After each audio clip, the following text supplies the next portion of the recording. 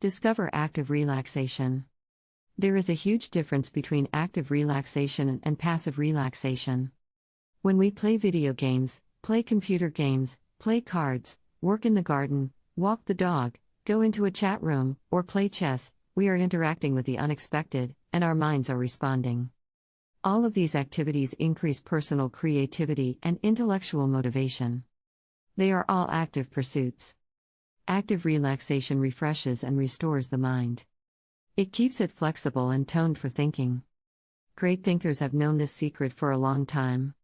Winston Churchill used to paint to relax. Albert Einstein played the violin.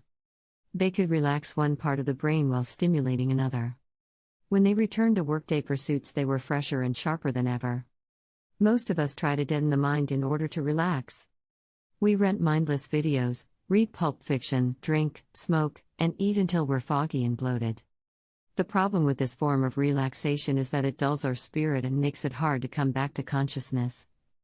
I accidentally discovered the restorative powers of video and computer games when I played some with my then 9-year-old son Bobby.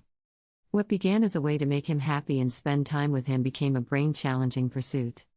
The complexity of computer football, basketball, and hockey games now rivals chess and the New York Times Sunday crossword puzzle. It requires stimulating recreational thinking. Thinking is the hardest work we do, said Henry Ford, which is why so few people ever do it.